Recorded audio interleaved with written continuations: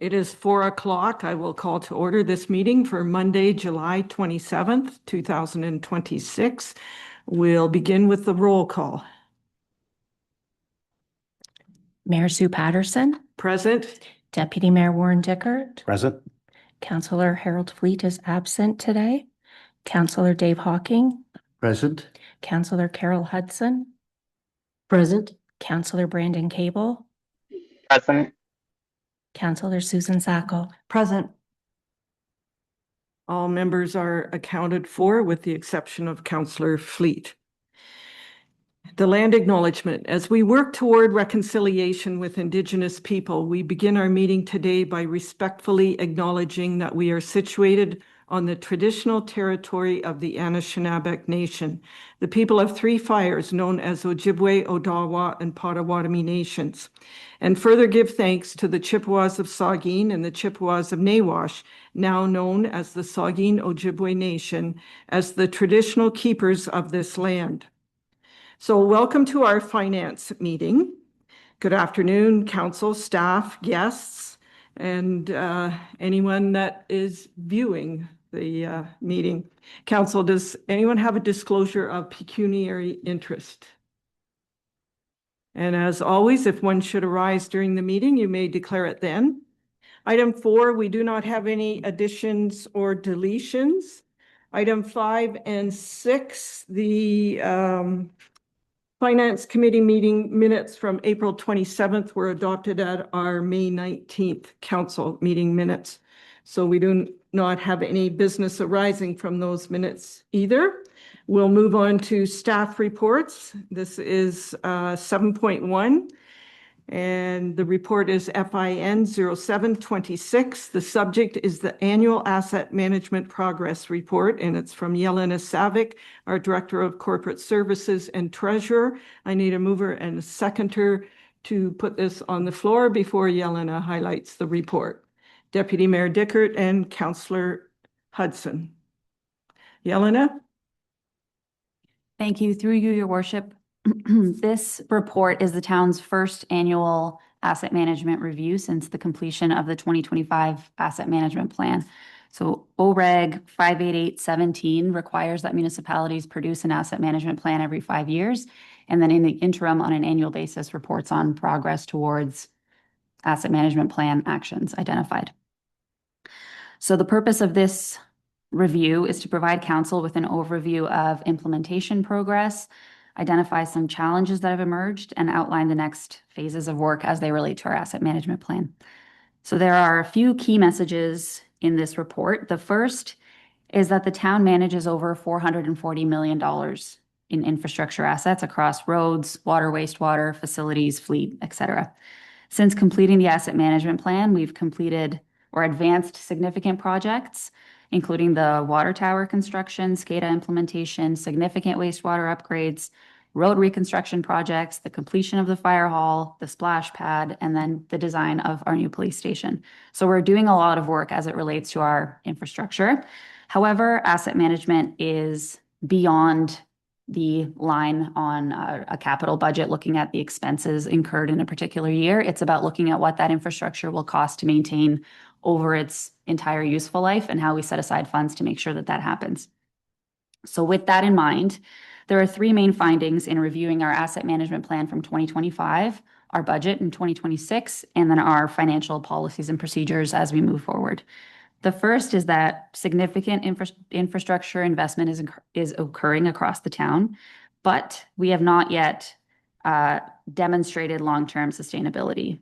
So we have significant capital underway that's evident in our capital budget. What we don't have yet is an integrated framework that connects that spending, infrastructure needs across the community, risk, age profiles, et cetera, into a long-term funding strategy. So that's part of what we are working towards through this committee and through council as a whole and through the next couple of years probably in developing policies and frameworks around asset management, financing, debt financing, reserve strategies, investment strategies, all of those different pieces that tie together to give us a fuller picture of our financial position. The second main finding is that we need better data. So asset management decisions effectively are only as good as the data that we have behind them. Some of the data that we've plugged into the software is outdated and needs to be updated. That comes at a cost. And so we're trying to build out a framework that helps us decide when we invest in better data versus when we invest in better infrastructure. So for example, if we've got a roads study from 2018, that data is likely outdated, but what are the risks and what are the real kind of issues associated with having slightly older data for a roads condition versus wastewater condition, and we don't have any data. So those are the kind of decisions that we are hoping to build a framework around for council to be able to see, okay, this is why this is in the budget this year. We need this data to better inform these investments versus we have data that's kind of rough, and this is roughly what we need on the road side, but it's good enough based on our funding constraints. So our future work will focus on, and Carly will focus on developing a data maturity index. The County of Wellington has a really good one where it's basically looking at what good data looks like. So is it recent? Is it reliable? Is it repeatable? Is it based on some kind of accepted framework, some kind of accepted standard? All of those different pieces. And then you evaluate the data on that matrix and you go, okay, this data is fairly good. I can reasonably rely on it to make funding decisions in this kind of infrastructure group, whereas data is completely missing in this other infrastructure group. So that's what we will bring to council as our next kind of deliverable on the asset management function will be that matrix to say, okay, this is how we're evaluating the quality of the data that we're basing our asset management plan on. One of the things that I wanted to flag in our asset management plan is that it's absolutely not unique with, when you compare it across any of the municipalities in Ontario, the data is all over the place everywhere because we haven't been collecting it in a way that's systemic and funded on a regular basis. No one has. There's an infrastructure gap for everyone. So we are not in a particular or in a unique situation in that regard. What we are trying to do is kind of pull best practice from wherever we're finding it and bringing that to council to improve the process and improve the data and the decisions that we're making. So to that end, the third key finding in this report is that future reporting on asset management will focus on three key pillars that are kind of interrelated. So the first is our infrastructure performance. I think that's the core of asset management. Are our roads providing the services that we need them to provide? The second is financial sustainability. So how does the level of service that we intend to provide with this asset class, how does that get funded and what does that look like for the taxpayer and the ratepayer? Is that affordable over the long term? And then the third piece is our asset management program maturity overall. So are we basing these decisions on really good data and we're confident in the recommendations? Is there better information that we could use? Do we have processes in place to evaluate and come back to council with better recommendations? So that is the structure of our future reporting. That data quality matrix will be part of that asset management program maturity piece. So you'll be able to have better information and better recommendations from staff. So there are a few important changes that I wanted to flag since the asset management plan was published in 2025. First of all, we had about $412 million in infrastructure that was listed in the asset management plan. But because of a data quality issue where there was one box that wasn't checked in the list of assets that we have, a lot of the stormwater infrastructure was missed. So it's not $412 million, it's $428 million of infrastructure that we own. Again, that is a bump in the number, but even that number, we look at, okay, does that mean, like, how confident are we in the replacement value of that infrastructure? How confident are we that this pipe is going to cost $5,000 a meter or whatever the number is this year versus in 10 years when it needs to be replaced? So there's a lot of fluctuation on the replacement values in general, even if you have all of the assets in there. The problem is that that replacement value is the item that is used to then figure out how much you need to set aside on an annual basis to replace those assets without having huge tax spikes, which is where we go back to that program maturity piece to say, okay, what are the assumptions that are built into our model? Is the data complete? Are we using the correct CPI figures? All of those different pieces, you will see that number fluctuate significantly until we figure out all of those pieces. There are municipalities that have had, even Grey County, for example, used I don't remember the exact numbers, but they had basically a CPI of, let's say, 2% initially. You look at construction costs, it's closer to 15%. So they changed that assumption in their model and their asset replacement costs skyrocketed. And then they go, oh my God, we have nothing in reserves. If you change that number again in the assumptions, the math changes again and you have the exact same conversation. So that's just something that I wanted to flag before we kind of stick to any particular specific number. And before anyone panics about that number increasing, they will be changing as we get better data and as we have more experience with asset management. And that's the case across the board for every municipality. So the other pieces that changed since 2025 is we don't have the urban road transfers in our asset management plan. That's a significant cost. And that's an interesting thing that's also difficult to calculate because the county uses different assumptions for their replacement values than we do. So from the county's asset management plan, it's worth $53 million of infrastructure. If we were to take that exact same infrastructure and calculate what it costs for us to replace it, we use a set of different assumptions based on the Hanover context of replacing it instead of the county averages. And then that gets us a different number. So we won't know what that exact number is until we get a very detailed listing from the county of all the infrastructure, and we can integrate that into our annual kind of reviews of the infrastructure. But I just wanted to flag that that's going to be a significant adjustment to our roads network and the value of the roads network as well.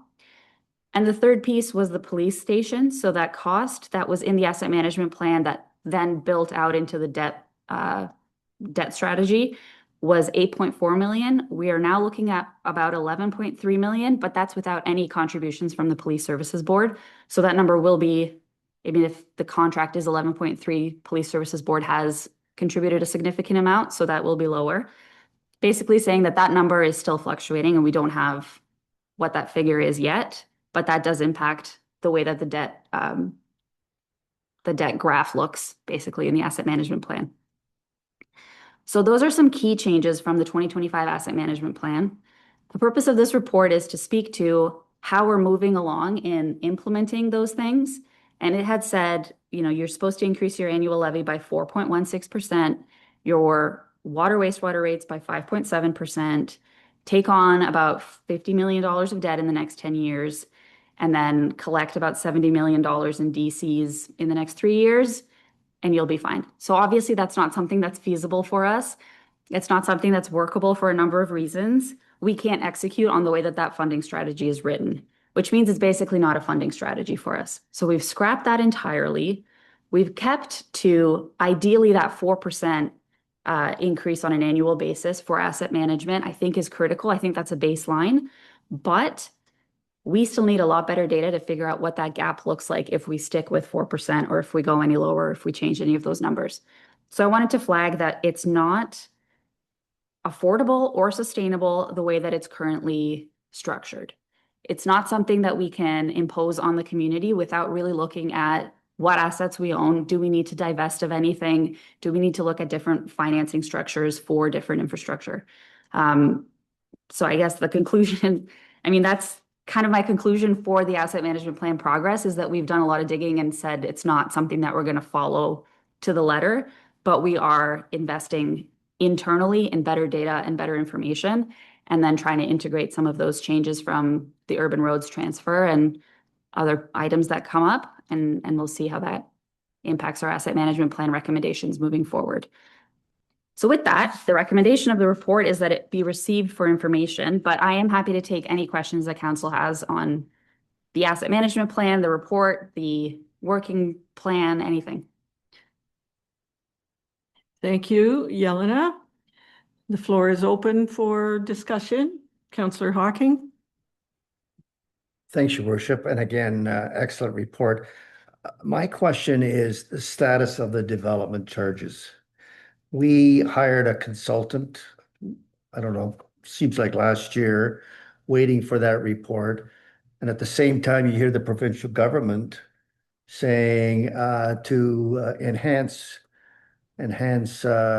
growth, they want to limit development charges. And yet our formula here relies on development charges.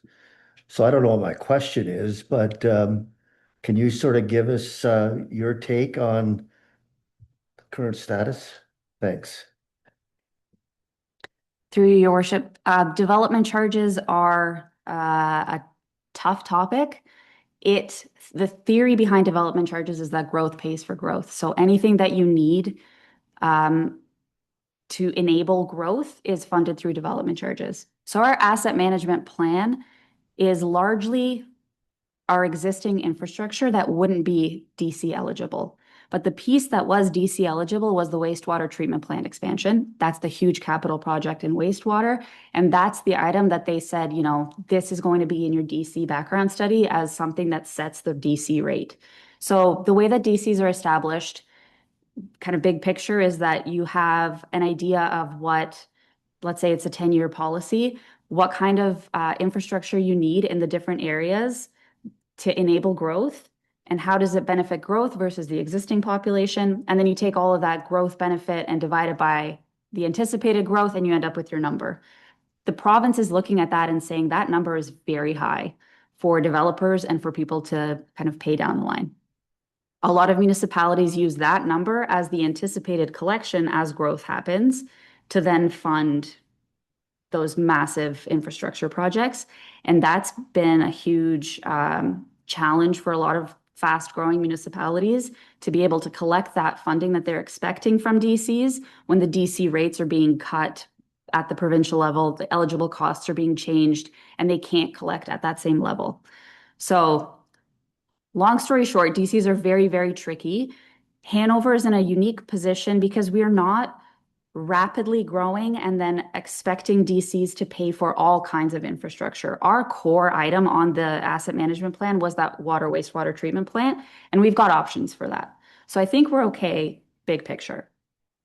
But that being said, there is real pressure to reduce development charges at the provincial level. There is also a real equity concern. If those are reduced, who's paying for that infrastructure that they're not benefiting from? It's the local existing taxpayer.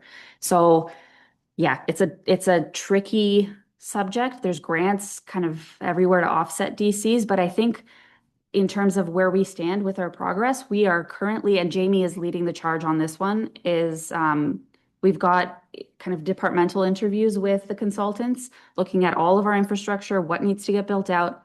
They will come back with a whole spreadsheet or series of spreadsheets on, you know, what costs we're going to be expected to incur over the next decade. And then they'll give us a DC rate, and it's going to be a really big number. And then it's council's purview to say, okay, this is the rate that we charge because these are the services that we need. Or for council to say, okay, well, that's growth prohibitive. We will offset some of that through the existing tax base and have DCs pay the rest, or whatever that conversation looks like. So we don't have the final number yet. We're anticipating, I think by the end of this year, to have something from the consultants that's a little bit more concrete for council, but there will be discussions on whether that figure is growth prohibitive or, you know, how to build that infrastructure in a way that works. No problem. Okay, online, Councillor Cable. Thank you, Your Worship, and thank you for the update, Yelena. I really appreciate the focus operationalizing the asset management plan and pulling many data points together for us to ensure that we have the best information possible to make informed decisions going forward. And I'm really excited to see how you incorporate this into future budget discussions. I think you hit the nail on the head when you talked about the way that we have been doing things. I think we know for a long time that our data is not sufficient. For example, when we're looking at replacing capital items, we have tended to rely on useful life expectancy versus the actual current state of the objects and projected expenses versus the usefulness going forward. So I think it's really imperative that we are proactive in this regard and able to balance the replacement of the assets with growth, and also looking at that things are affordable for residents. So I do appreciate all the work that you've put into this. I'm wondering if you might be able to discuss whether we've had any thoughts around the proceeds from the sale of Westario. How might that factor into this plan, or are we still too far out to look at that?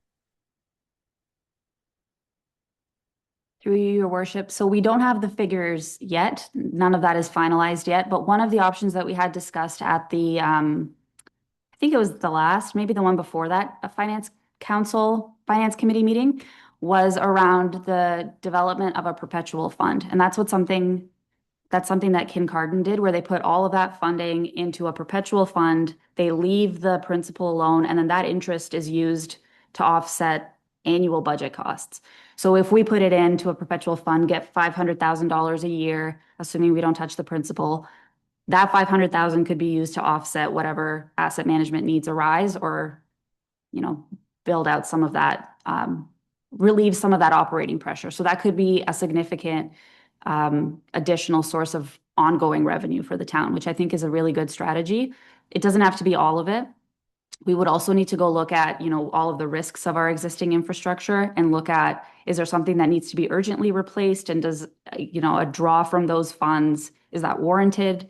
So I think, one of the items coming back to council is a perpetual fund policy around A, the establishment of the fund, B, the use of the interest only to offset expenses, but then also if something comes up on the asset management side or some significant infrastructure risk, do we have some capabilities to dip into the principal, leave it alone then for a couple of years to build back up, and then use the interest again moving forward? So those are the kinds of things that I'm thinking about on the reserve side for offsetting asset management costs on a recurring basis, but also being able to kind of address anything that pops up that's urgent.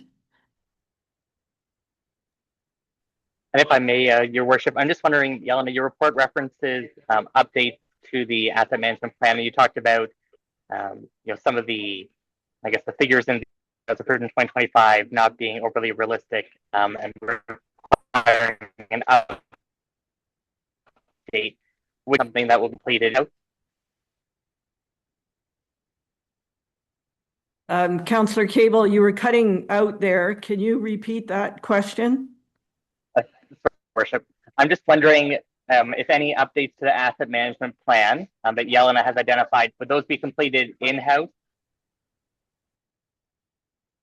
Through Your Worship, yes, absolutely. So that's why we hired the financial analyst as the steward of the asset management plan moving forward. So they would be responsible for the 5-year update, but also for annual data, incremental data improvements that we'll be going through.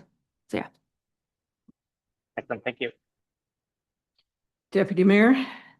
Thank you, Your Worship, and thank you, Yelena, for the report. And Councillor Cable touched on it. It was just the data we were using depended heavily on life expectancy of our assets. Is there a lot of work on that side of things to see whether or not those figures are accurate or sustainable? Are we too high, too low? Are we expecting more out of them than they'll actually give us? Or can we actually get more out of them than what we're calculating at this point? Through Your Worship. So there are kind of two uses to the useful life of the asset. On the one hand, it's the accounting use, and you go, it's 30 years, and every year you take off 1/30th of the value of the asset. And that's for the financial statements. That's its own thing. But when you come to the actual infrastructure that we have, the software that we have, we can go into a specific road and look at this specific segment of the sidewalk is going to last 15. The one right next to it is going to last 10 based on prior experience. So you can apply a level of granularity there that will give us much better data. To do that, we need to look through our historical records, and we need to allocate resources to that kind of work. So that's where that balancing piece comes in. First of all, we've now got the staff resources to look through historical maintenance records for our equipment and machinery and things like that and see, okay, does this thing really last 25 years? Probably not. Then we can also look at, like, what's the trade-off in getting that level of granularity when it comes to the dollars that we're setting aside and the value that it's bringing to the kind of broader capital plan. So we are first aiming to look at the quality of the data that we have, fill in the gaps that are significant, but then to absolutely go through and look at those useful lives. Because I know that when I was working somewhere else and we were building our asset management plan, the useful lives were pulled not out of a hat really, but we would go through and go, okay, what did these guys use and what did those guys use and what did those guys use? And some of them have like gravel pits with massive trucks driving through it on a regular basis. Some of them have rural roads with a couple of tractors and a couple of cars. Some of them have entire bike lane infrastructure. So it's very different across municipalities. But asset management is so new that we're not there yet as a sector. So yeah, I think long story short, we are aiming at that level or more granularity with some kind of balance between the cost of that level of granularity and the impact on our capital plan. Anyone else? Okay, so we're receiving this report for information. It's been moved by Deputy Mayor Dickert and seconded by Councillor Hudson. All in favor? And Councillor Cable is in favor. That is carried. Thank you. Item 7.2, this is report FIN 0826. The subject is reserves and reserve funds structure review. It is from Yelena Savic, our Director of Corporate Services and Treasurer. Can I have a mover and seconder before Yelena highlights the report? Councillor Hocking and Councillor Sacco. Yelena? Thank you. Through you, Your Worship, this report is intended to be one of the steps towards operationalizing the asset management plan and our long-term financial strategy. It's intended to better align what we have in the asset management plan with how our reserves and reserve funds are structured, the targets that we've set for those, and then how we allocate funds to those reserves on an annual basis. So this review was undertaken basically because the town's reserve structure has evolved since they were implemented. Reserves are introduced and reserve funds are introduced based on legislative requirements, based on events that are happening or projects that are happening. And then we build up a reserve and we say, okay, this is going to be used for this purpose. We use it and then we don't close it, or it stays there, or the use isn't as clear 5 years, 10 years later. So that's kind of the position where we're in. I think it's time to review the list of reserves and reserve funds that we have. Say, are these still sufficient for the purposes that we need? And then are they appropriate and are they kind of too granular, or do we need a bigger picture? And how do we set aside funds for the things that we want to set funds aside for? So I'll give you a good example, and that's in one of our reserves. And it's for the fire pumper the fire truck that we are purchasing this year. So our current annual contribution to the fire equipment reserve is $15,000 a year. That would be, I think, sufficient if it were, safety equipment and things like that, but it doesn't cover the cost of the new pumper. So it'll cost about, let's say, almost $1 million. If we put $15,000 a year aside, it'll take us about 65 years to set aside enough funds for a new fire truck. They only last 15 to 20, so there's a significant gap in there where we don't have a fire truck that's operational. Obviously, it doesn't work.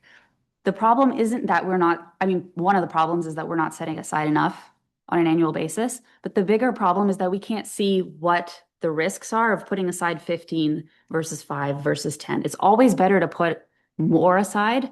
Almost always, but even if you put aside 20, is that enough? So the way that our reserves are currently structured, it's really hard to figure out if it's enough, and then what the risks are of us not putting aside more. And if the funds are in the appropriate reserves, and if we're kind of basing it off of risk.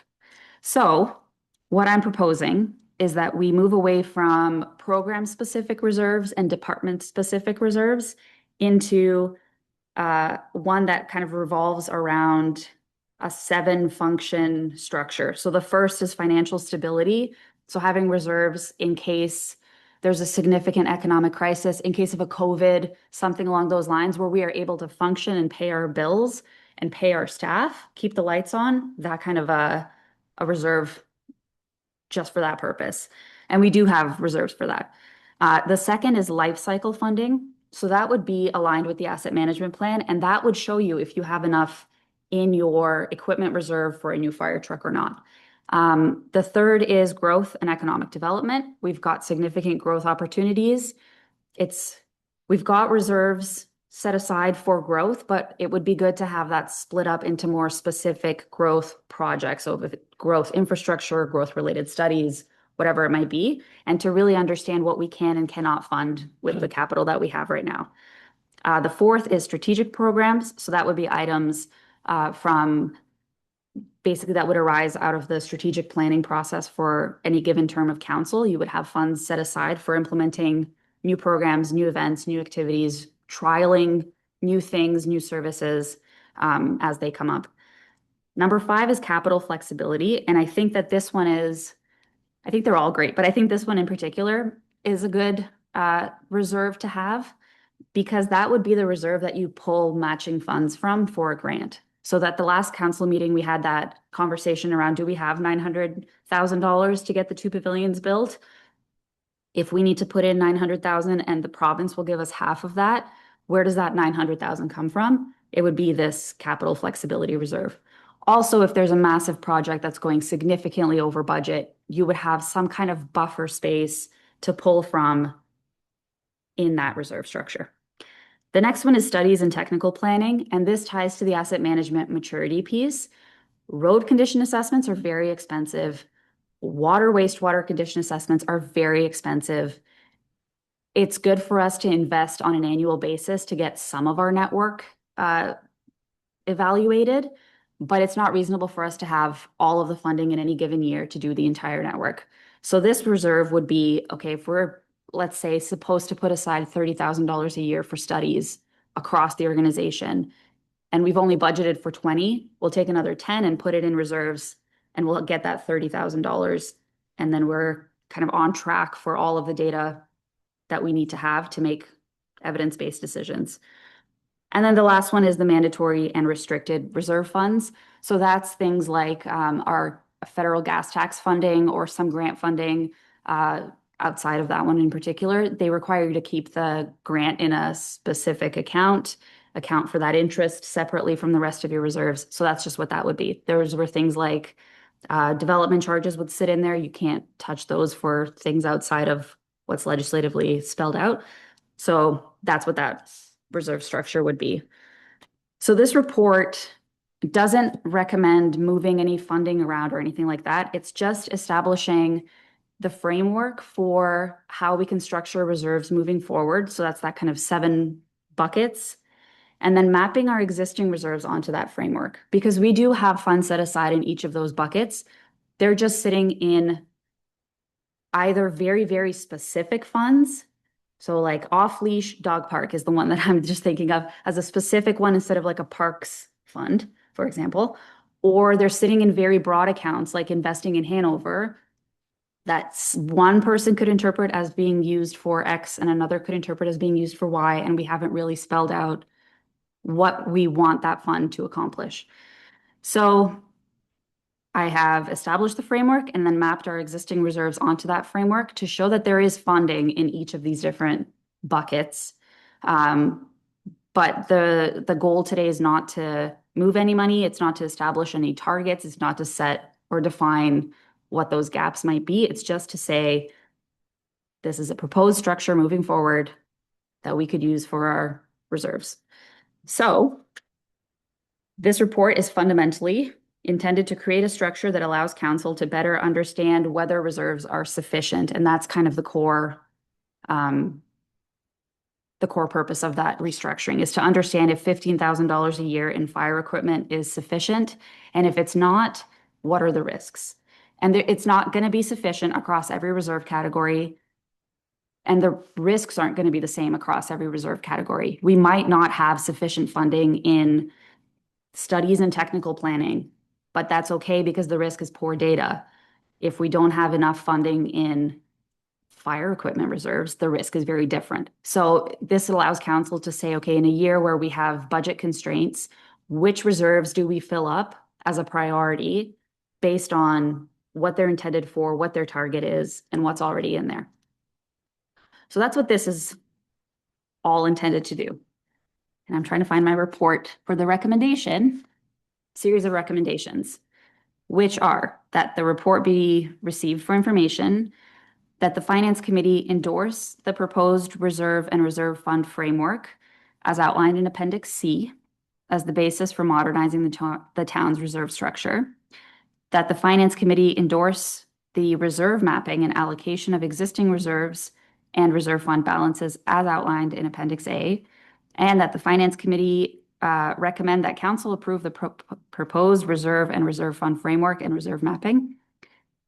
And that Finance Committee directs staff to prepare a subsequent report to council, because council are the ones who can make the decision on which reserves are created and what funds go into those specific reserves.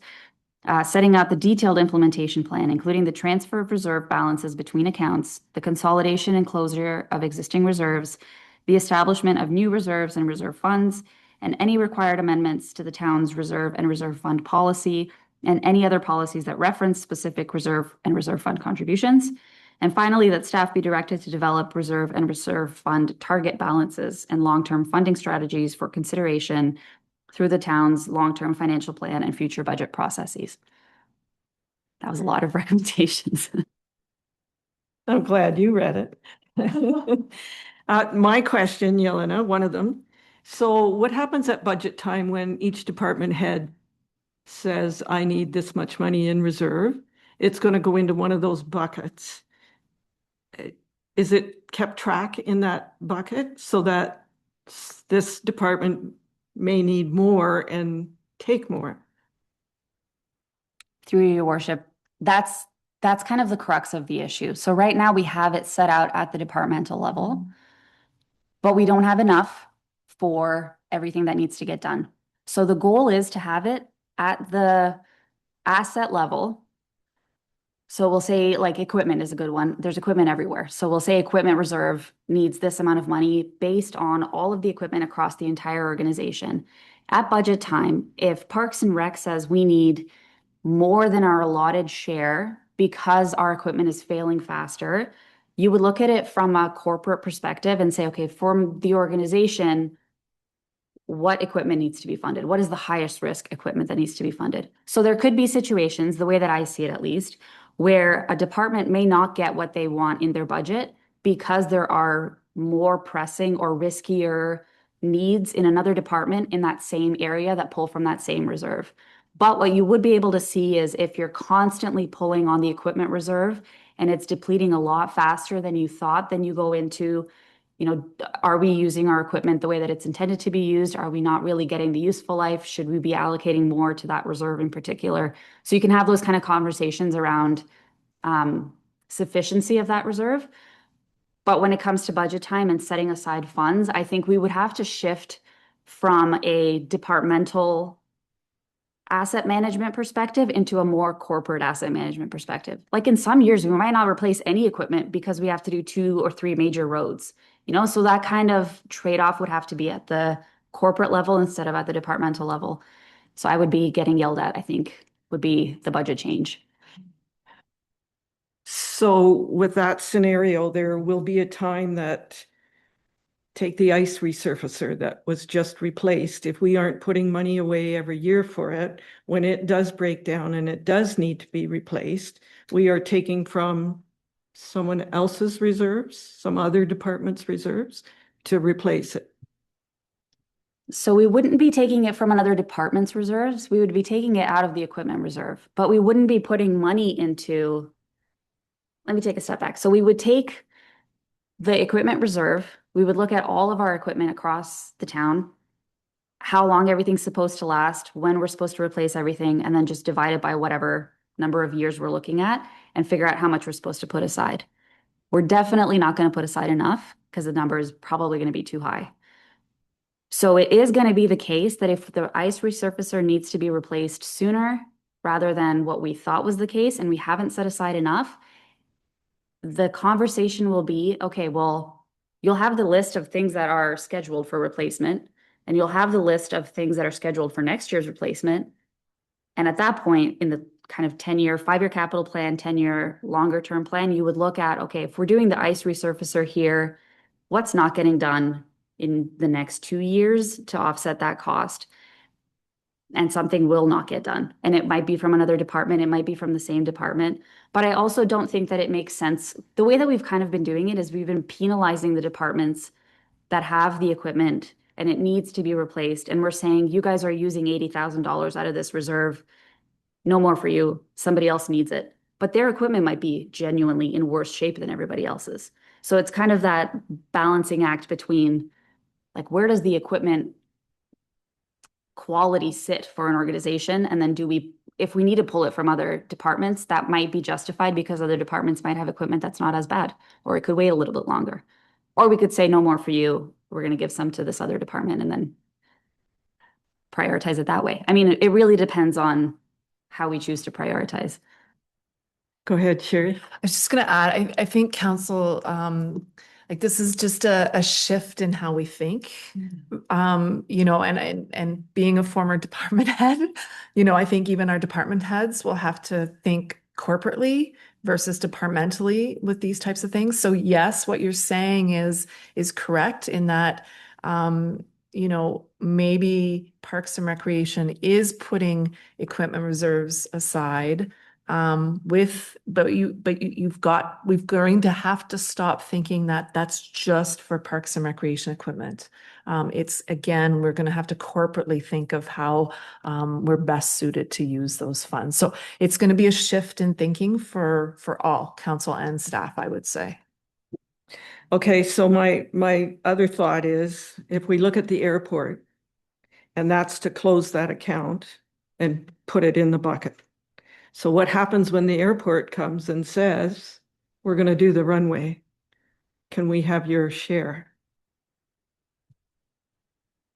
So I think through your worship, I think that one is interesting. Yeah. And I think it's interesting because it's not based on our town asset management needs. So we haven't said in 5 years, we're going to need 100,000. We're going to set aside 20 every year and then we're good to go.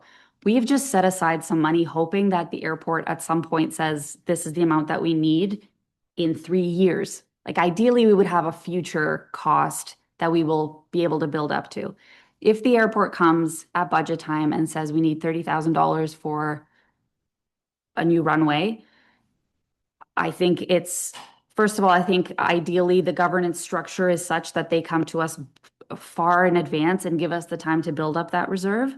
But we can set aside a specific airport reserve or set aside a specific project reserve or anything like that. Like we can go as granular as it makes sense to go, especially for outside or external organizations. So I think, you know, like if looking at library expansion or anything like that, like we might have subcategories within our reserves based on what we as an organization are anticipating coming up. From a governance perspective, would be lovely to know that far in advance and then, you know, not have that spike in reserve withdrawals. But yeah, it could be as granular as makes sense for what we're trying to save up for. Okay, so I have another question. Investing in Hanover Fund is close and replace with specific strategic reserve funds.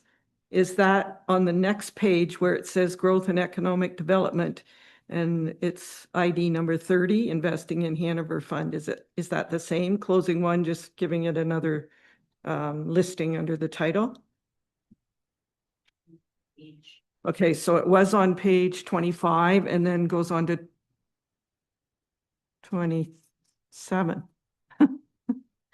So through you, your worship, investing in Hanover is one of those reserves that I think was too broad in its mandate. So it's got some things on growth strategy. It's got some things on growth infrastructure. It's got some things on economic development, all kind of in the broad policy description of what that reserve is for. So I've taken that and split it up into a whole bunch of different categories. I haven't assigned like 30% of this reserve is going here and 30 is there and whatever the numbers are. That'll be at the next council report following kind of some more detailed looks at what came into the fund and what the purpose of that was. So yeah, I think it fits a number of categories, and I think those funds don't necessarily have to go into one specific reserve of the new reserve structure. I think they can be split up across a number of items: growth infrastructure, growth studies, and there was a third one, I think strategic programs. No, it wasn't. Sorry. It was somewhere in there. But anyways, long story short, it doesn't have to be a one-to-one kind of split. We can split it up into a few different buckets and then assign it that way. Oh, my mic's still on. So my thought with the investing in Hanover Fund was always to allow council, if the opportunity arose that was a benefit to this community and it was time sensitive, we would be able to act on it. Is that still the same? Through your worship, I think that that could be the strategic reserve function, but I would caution against phrasing that was that broad. I think we can use our investments and our investment position in something that's a strategic benefit to the community. But the purpose of a reserve structure is to set aside funds that are intentional. So it's intentional that you want to be able to respond in a timely fashion to something that's of strategic value. The problem with that is that people can interpret a whole bunch of different things as being strategic and time sensitive and all of that. So my aim with investing in Hanover in particular was to make it a little bit more specific in what we are trying to accomplish. If we're saying benefit to the existing community, then there can't be any growth related funding. Or if we're saying benefit to the community as a whole, then we'll take some growth costs and we'll apply it there. Like that kind of nuance, I think is what's missing from the way that it's currently structured. We could say expanding the entertainment district fits in there. We could say expanding the library fits in there. We could say, I think you can pretty much flip anything to say it's definitely strategically important and time sensitive because they really are. But I think being able to say, do we have enough in that reserve is something that we can't say right now because the purpose of it is so potentially so broad. So if we can narrow the scope of it, even if that means having 3 or 4 separate reserves with their own balances and very specific applications, at least we can then say, do we have enough to really do the thing that we're trying to accomplish with it? Okay, Councillor Hawking, then Deputy Mayor. Thank you. Thank you for, again, the charts and everything. I just want to say from personal experience now, it was a lot simpler than this. But in the organization that I was involved with, we had departments, but the department heads knew that it was what's best for the organization. And they just had to give and take a bit. It made a greater, what should I say, a team approach for the whole organization because everybody knew that it was for the betterment of, I'm going to say, the school. So I concur. It's got some ports with it that will eventually work through, but I strongly endorse this. It's a new way forward, and as Sherry has said, people are just going to have to start thinking differently. But at the end of the day, they'll be focused on the main point, which is the betterment of the organization. So thank you. Deputy Mayor. Thank you, Your Worship, and again, thank you, Yelena. Similar to what Councillor Hawking said, when I read through this, I thought it was kind of simplifying things, making it a little easier to follow. It removes silos. To me, it makes it more of a team. Everybody's kind of pulling together, and you have these funds to call on.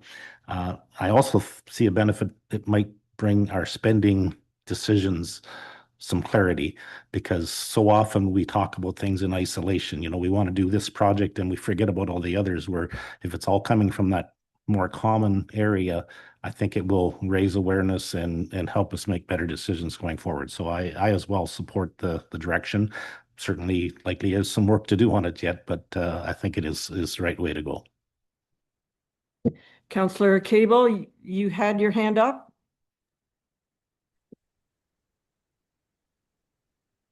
Thank you, Your Worship. I did put it down because I think my comments are very similar to Councillor Hawking and Deputy Mayor Dickert. I guess for Yelena, I'm just wondering, in the new model, is each department putting funds into their own reserve? Or are these buckets really being centralized? Like, can they be pulled out of department budgets? Do we need to see it placed there? Or can there be a centralized reserve, which is then divided into the asset classes that you already outlined? Like, does it have to stick with the department?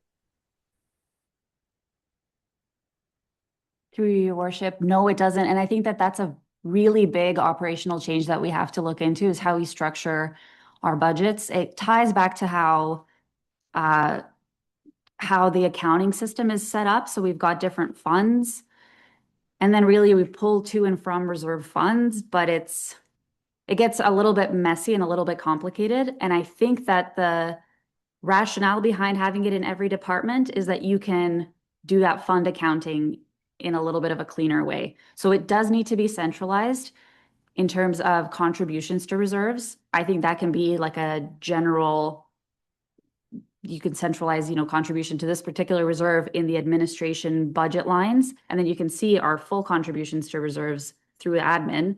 And then you can see who's pulling from reserves at the departmental level for various purposes. So yeah, that's definitely something on the operational side that we need to iron out a little bit more, but that'll also look different at budget time when we talk about, who's contributing, because it's the entire town contributing to reserves that are pooled and then departments using those reserves. And I think that that's maybe a little bit even like a clearer way to show the public how we're funding our infrastructure. So yeah, long story. Yes, I think we do need to centralize at least the contributions to reserves. I think pulling from reserves can be still at the departmental level, and it makes sense from an accounting perspective. And it also makes sense from a transparency perspective to be able to see where those funds are eventually flowing to. So it's Thank you. almost No, like I there's, appreciate that. I think this is a much more,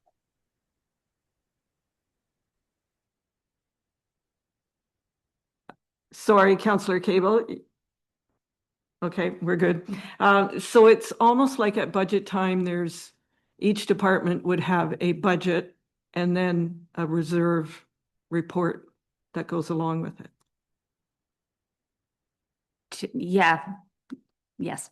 Sorry. Yeah, I'm just trying to think of what that would look like. But at budget time, they wouldn't necessarily have to have it would be the same structure that we currently have, where they go, these are the capital projects, this is how they're funded. They're funded through reserves, and then we can spell out which reserve.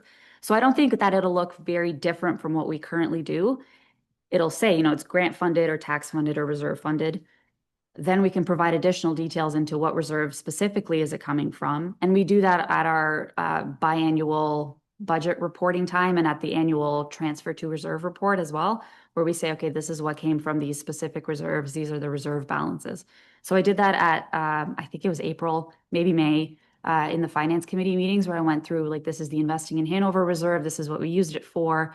That kind of thing we would still do. It would just be more aligned with the asset management plan for one, and then with these other pieces. So I think at budget time, it wouldn't necessarily be like a departmental shift in how they report their use of reserves. I think it would still be the same. But from the financial services side, there would be, I think, more granular reporting on reserves, what they've been used for, ideally their target balances and how close we are to those, and then what the risks are of not meeting that target balance. That's kind of my aim long term. Okay, good. Thank you. Councillor Sacco. Thank you, Your Worship, and thanks, Yelena, for your report. I thought you made it very clear and understandable. I appreciate that. And I also appreciate the fact that you're modernizing it. Just because we've been doing it one way doesn't mean it can't be done another way. So I appreciate that. And the time that you and your team must have spent putting this all together is incredibly challenging, I'm sure. But I couldn't help think when I was going through all of these figures about our West Grey boundary adjustment and payment. And I'm wondering where that fits into all of this. Through Your Worship, that's exactly one of the things that I was looking at initially that made me want to break down exactly what these reserves are for, because it comes from investing in Hanover. But what comes from investing in Hanover is the difference between the taxes that we've collected from those properties and that $500,000 annual payment. So if that tax assumption is different for whatever reason, the pull on that reserve is going to be different. And it was really hard to pull out. I mean, it wasn't that hard. There's other things that I could do with the spreadsheet, but you would have to pull out what that looks like on an annual basis. And then moving forward for the next decade, 20 years. And then on top of that, do we have other properties or acquisitions or things that we're looking at, and can they fit in that schedule if the taxes collected are different? So that's exactly one of the purposes of that fund that I thought that should probably be its own separate item. And we can pull that out specifically under council strategies or whatever bucket that would be, to say boundary adjustment or whatever the term would be, payment reserve. And then from that, you can track, okay, do we have enough in that reserve for this year's payment? Do we have enough for next year's payment? Are we going to go in the red in that reserve and all that kind of thing? So I think it would make it a lot clearer to have that one be separate instead of lumped together as one of the strategic projects under investing in Hanover. Other comments or questions? Councillor Cable, the questions that you asked of Yelena, you're okay? Did you want me to share them or you're good with it? No, I'm good, Your Worship. Thank you. Okay, thank you. All right, last call for comments or questions. So we have report FIN 0826, and we are receiving this for information. And staff is going to follow through with the directions under the recommendation. Moved by Councillor Hocking, seconded by Councillor Sacco. All in favor? And Councillor Cable has raised his hand, so that is carried. Thank you. So we'll move on to item 7.3. This is report FIN 0926. The subject is the preliminary estimate of committed impacts for budget 2027. Again, it's from Yelena Savic, our Director of Corporate Services and Treasurer, and I need a mover and seconder to put this on the floor. Councillor Hocking and Councillor Cable. Yes. Thank you, Your Thank Worship. you. Thank you. Okay, Yelena. Thank you, through Your Worship. So this report is intended to provide an early look at known budget pressures that are arising from prior council decisions and operating pressures. So I want to preface this with some important context. A lot of these are estimates. They do not reflect new service requests. There's no departmental overview of these figures, no departmental budget submissions on the capital side. The inflationary pressures we've estimated, future reserve funding requirements in alignment with the report that we just went through are not in here either. So if we need to increase reserve contributions, that's not reflected in here either. So we've looked at a few items that have significant financial impacts on mostly the operating side. The one capital item is the asset management plan. So I'll go through each of those in order, and then we can go through kind of the overall picture. So we've got a projected CPI adjustment of 2.5% for staff annual budget increases. That's projected because we don't yet have the July figures, which is what it's based off of. We've got the market review, so we're in year 2 of the 2-year phase-in, and then we've got the QP contract increase. On top of that, we've got, well, what I want to flag on this piece is that it's not entirely tax funded. So some of the staff time and wages and things like that are rate funded. So the estimated levy impact isn't necessarily the tax impact on this figure.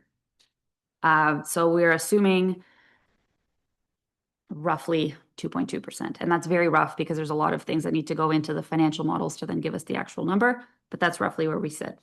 On the police staffing side, there's roughly a $318,000 budget increase. So that reflects the standard progressions of the existing officers, as well as hiring on the new officer to get to the full complement. The asset management plan, we've put 4.2%. That reflects the recommendation in the asset management plan of an annual increase of 4.2%. That's what that looks like if we were to stick with that recommended course. I've also added in the $262,000 for debt servicing for the new police station build. And then we've got a fire pumper truck estimated at about $120,000 a year in additional debt costs. So that brings the estimated levy impact to 13.4%. Again, that's not completely tax funded. Some of it, especially on the town wages and benefits side, is rate funded as well. So that is the report. And the recommendation is that it be received for information by council, just as I guess, an early heads up into what is definitely going to be a difficult budget discussion, but that is something that I think most municipalities face at this stage of the budget development process. We're anticipating significant asset management needs. That's across the board.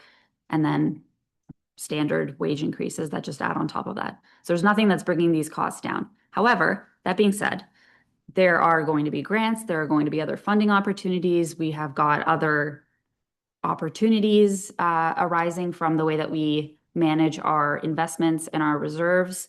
So that's not necessarily going to be reflected in a tax bill. It's just the pressure on the existing levy that we need to mitigate with other revenue sources. So with that, I'm happy to answer any questions. Thank you. Questions, comments? Councillor Cable. Thank you, Your Worship. Yelena, wondering if you can comment on the increase for the police station debt, and it's currently sitting separate from the asset management plan figure. Just wondering if you can comment on that. I at one point thought that 2.6% for next year was part of the 4.2 for asset management plan, since we are replacing the existing police station. Just wondering. Through you, Your Worship, I caught the last part of that. So I did do that intentionally. The amount for the debt servicing cost is the same as it was budgeted for last year. So we've extended the term of the debt, but the annual tax levy impact is the same as was reported in earlier reports. I did pull it out of the asset management plan figure because I was trying to compensate for the fact that we don't have the urban roads transfer in there and we don't have the stormwater data in there. So tying back to the first report, we were missing $30 million of stormwater infrastructure in that asset management plan figure. The police station debt was $3 million less in the asset management plan, and we had none of the urban roads transfer value in that asset management plan. So I just separated the two out with the assumption that some portion of that 262 would probably be eaten up by those adjustments to the asset management plan eventually. But yes, you're correct. Last year it was included with the 4.2% asset management plan increase that was budgeted. Okay, thank you. So if I'm understanding correct, the new council that will come in will have an opportunity to look at whether the asset management plan increase is 4.2 or plus the 2.6% police station, or whether the police station comes as part of that 4.2 in terms of budget for next year. Is that correct? Oh, sorry. Absolutely. Through you, Your Worship, that is exactly the purpose. So that 4.2, I wanted to split out separately from the rest of it to say, okay, this is dependent on the quality of the data that we have in the asset management plan. It doesn't have to be at this figure. It can be lower than that. But with the new reserve structure and with the new kind of data improvements that we're making, we can quantify a little bit better what the risks are of not meeting that 4.1% contribution. So I think there will be more informed discussions on the asset management contribution piece, but no, you're right. It does not have to be like, that's one of the figures that could be zero if council so chose. Okay.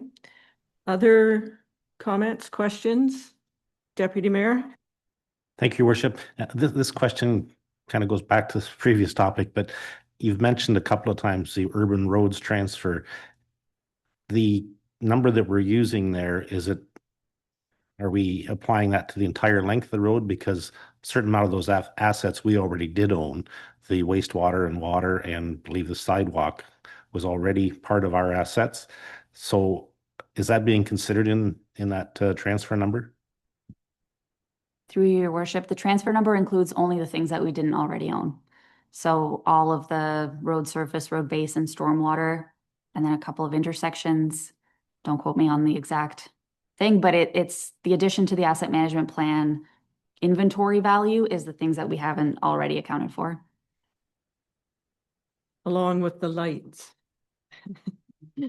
Our signalized lights. Okay. I don't see any other hands raised. So again, we're receiving for information.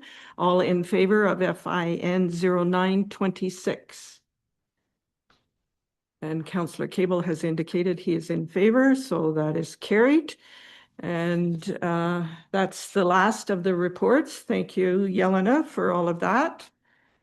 And we have one final motion, I believe, because we do not have correspondence or a closed meeting. So I need a motion to adjourn at 5:05. Councillor Hocking and Councillor Sackel, all in favor?